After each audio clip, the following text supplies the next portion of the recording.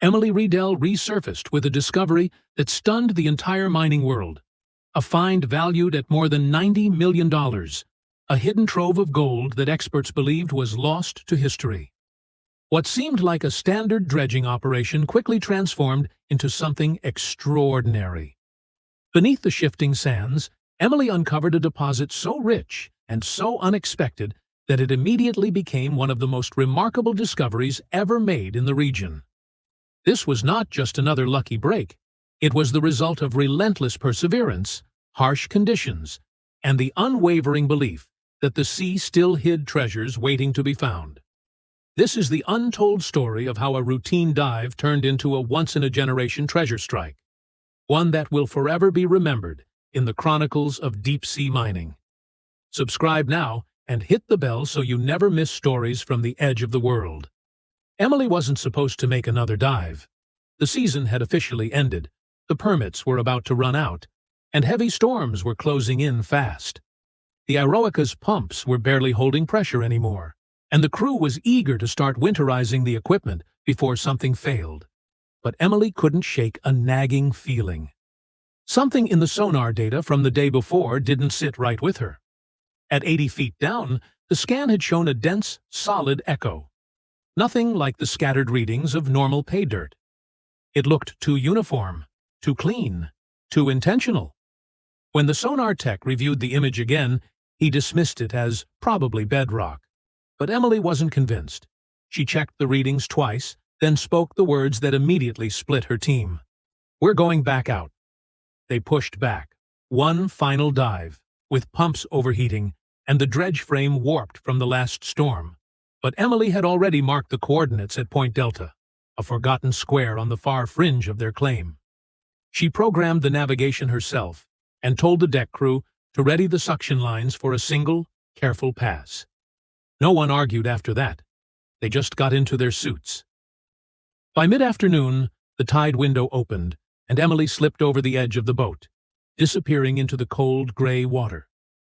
The descent hit hard. Visibility was almost non-existent, and the currents kept jostling her from side to side. She steadied her breathing and followed the handheld sonar until the trench slowly appeared below. A long groove stretching west to east, filled with fine silt and scattered broken rock. Then the sonar tone shifted. The device vibrated sharply with metallic feedback. Emily swept the beam again. A solid, unmistakable return. The shape was far too exact to be natural. A rectangular block hidden beneath layers of gravel, maybe 10 feet long. She pushed her gloved hand into the sand and touched the edge of something smooth, colder than the seafloor around it. When she brushed the sediment away, a faint glint bounced off her dive light. That was no rock. She clipped a weighted buoy beside it and ascended, reporting her find in steady, controlled sentences. The deck crew traded nervous glances. They had expected leftover black sand or maybe a few ounces of gold still trapped in the trench. Not whatever she had just uncovered. But Emily gave the order anyway. "Run suction. Slow speed. Stay centered on my marker." The pump kicked on, and soon the hose rattled with debris. But instead of pay gravel, the collection sleeve caught something heavy and flat. When they lifted it onto the deck, everyone went quiet. It was a thick metal plate, roughly worked, its corners rounded by years of corrosion.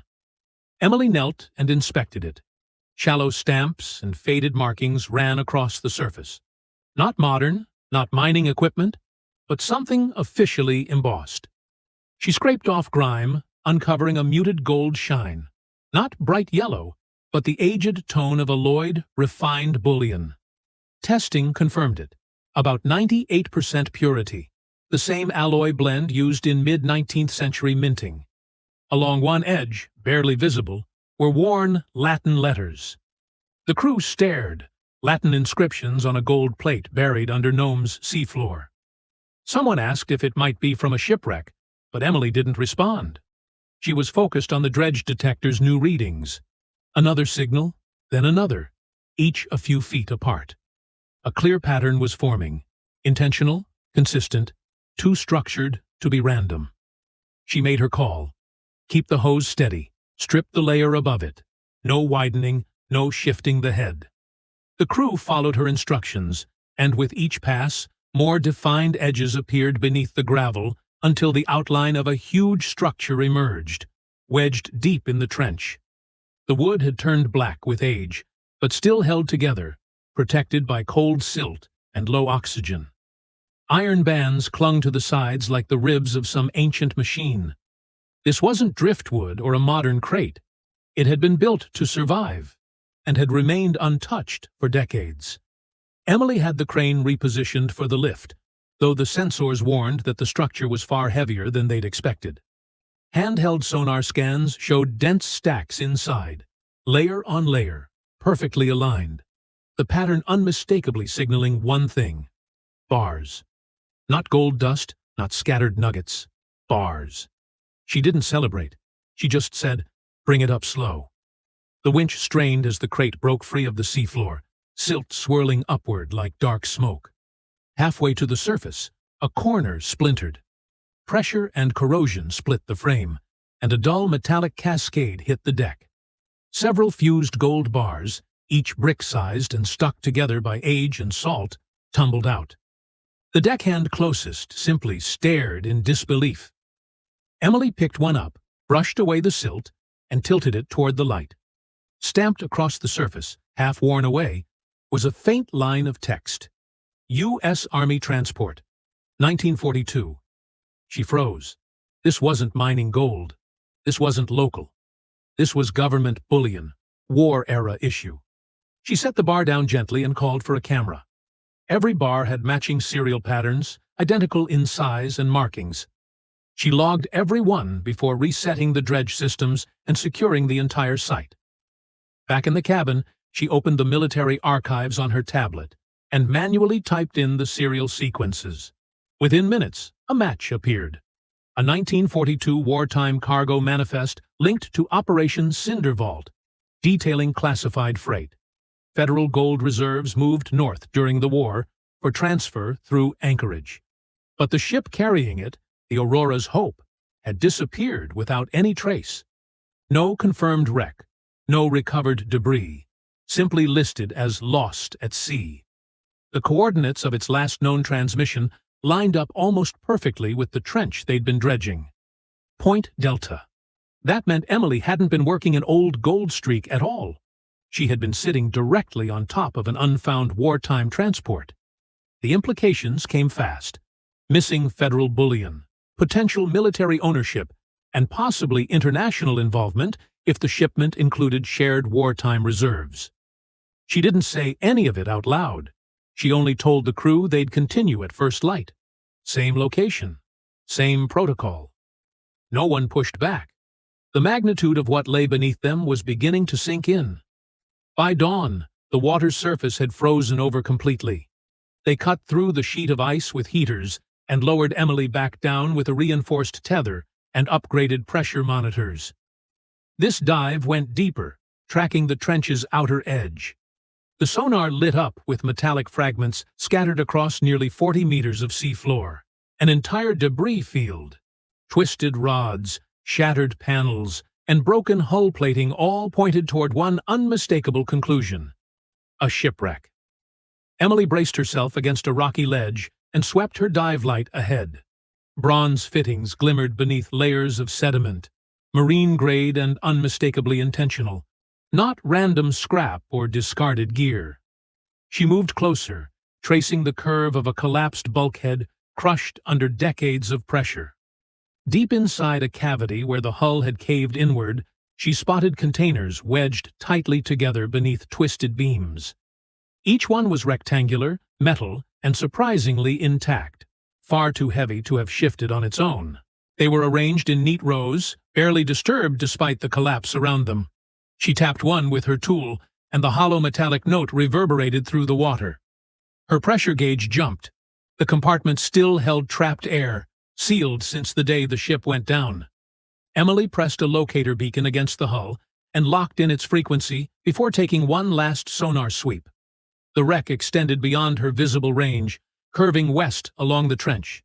If the crate they'd retrieved the previous day had drifted from here, this was the ship's central hold. The vault itself.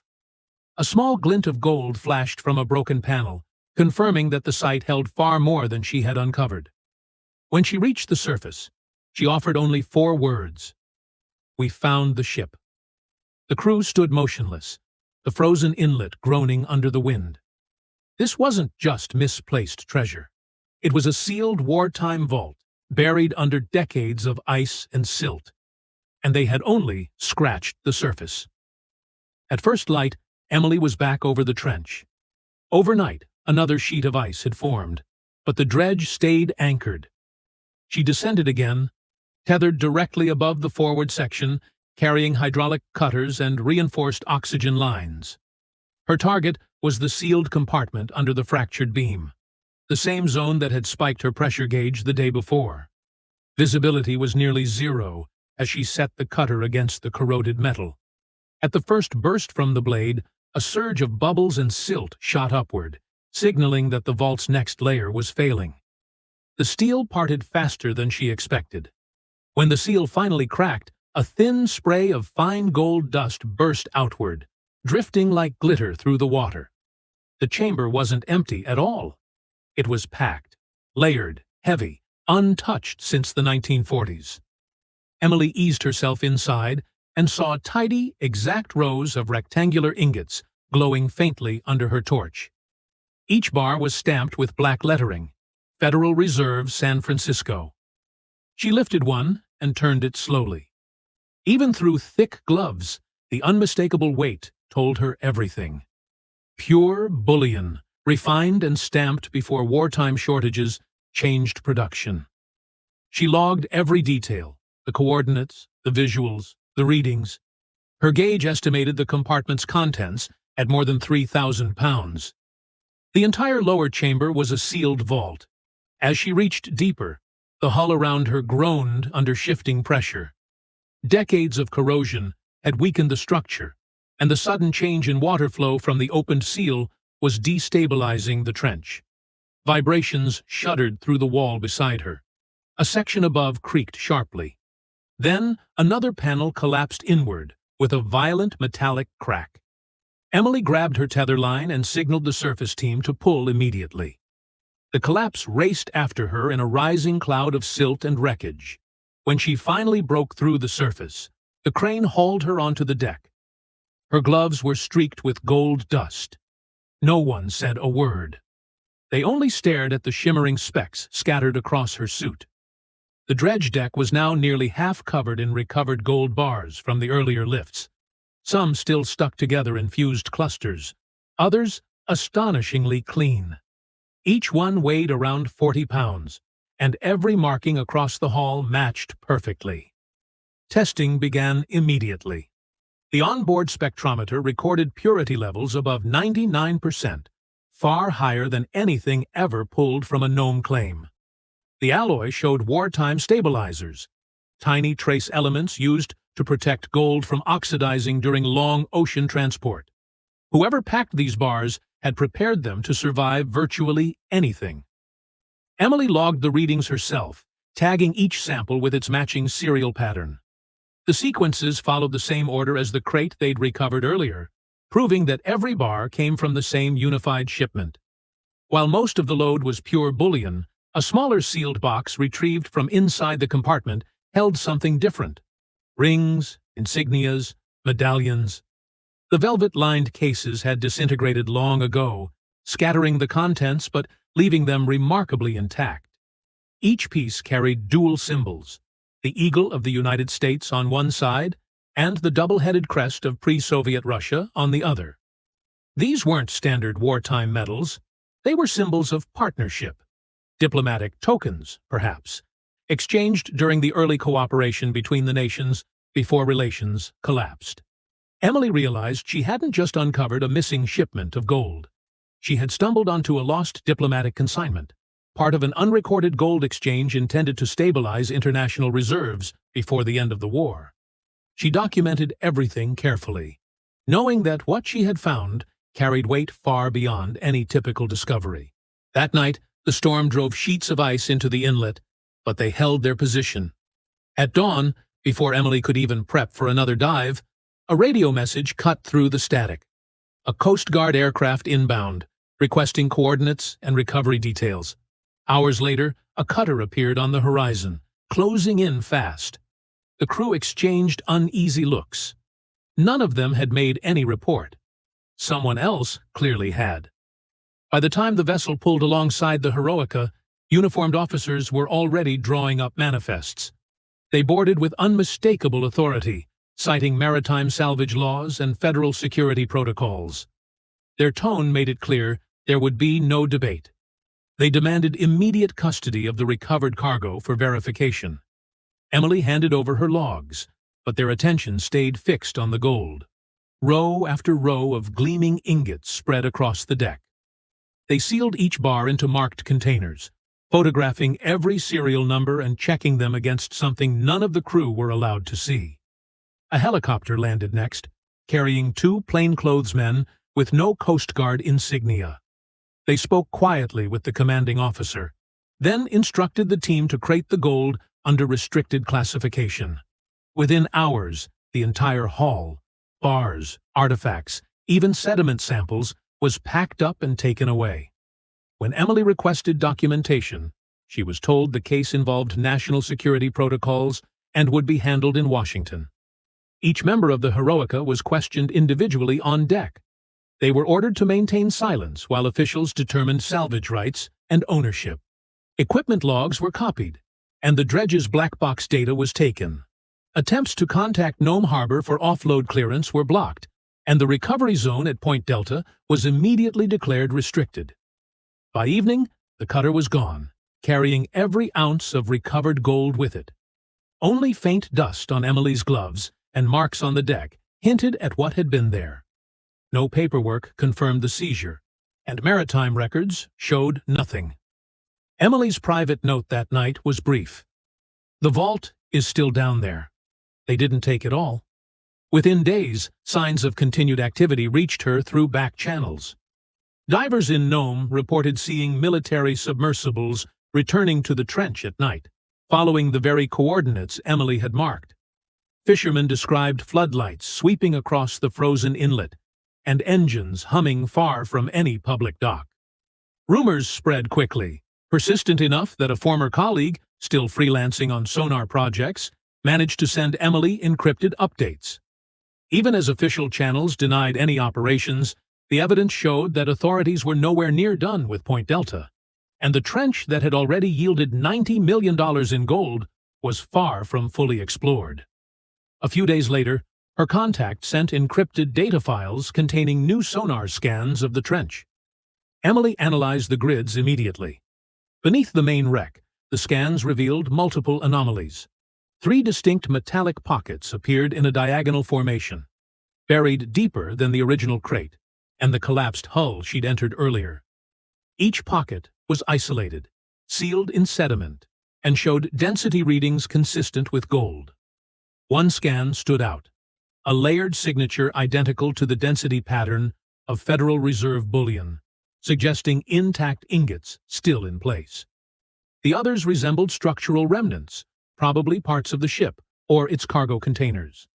Access to the trench was now formally shut down. Coast Guard notices made it clear that no unauthorized boats were allowed within a mile of the original site. Any future dives required direct federal approval, effectively sealing the treasure off from civilians. Emily knew that without independent proof, even if she somehow obtained the permits later, no one would believe what she had uncovered. So she moved quickly with the small window she had left. Using the samples she'd already collected, she hired a private lab to run advanced analyses on the residue trapped in her dredge hoses and silt boxes. She gave precise instructions: isolate all metallic traces and determine their exact elemental profile. A week later, the report arrived. The sediment contained microscopic gold fragments, chemically identical to mid-20th century Federal Reserve bullion. Not only did this confirm that the crate she recovered was authentic, it also indicated that her dredge had disturbed the upper layer of a much larger deposit.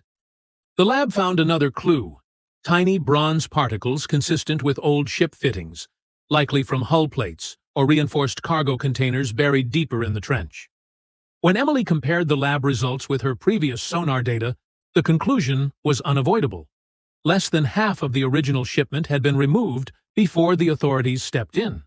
The rest was still hidden inside deeper pockets beneath layers of sediment and ice.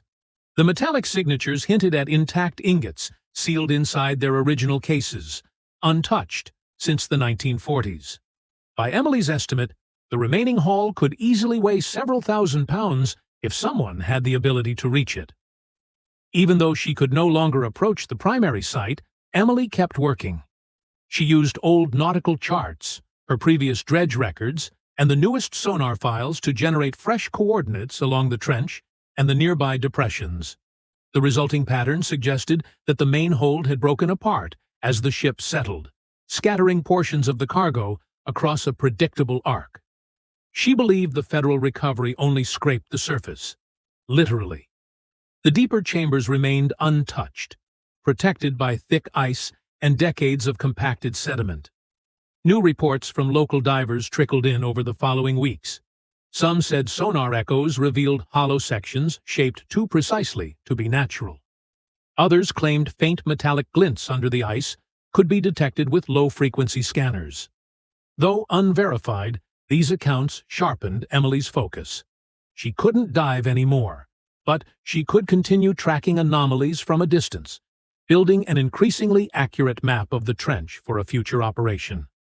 Each new clue strengthened her belief that the federal haul represented only the uppermost layer of what truly lay below.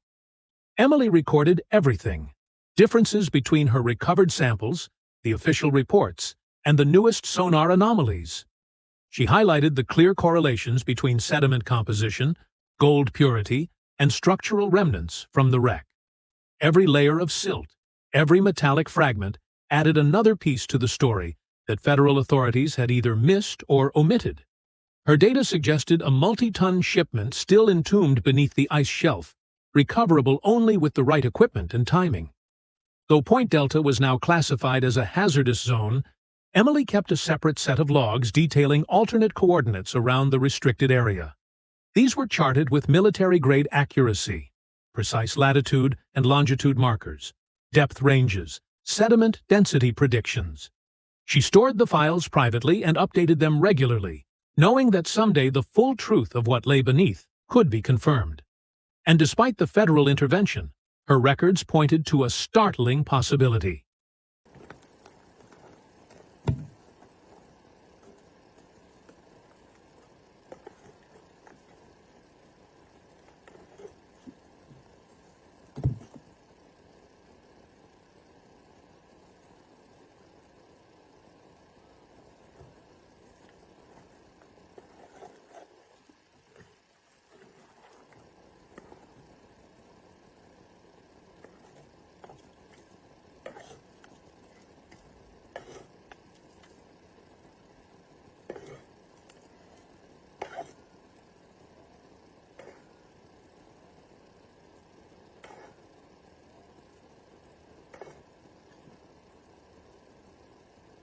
Yay!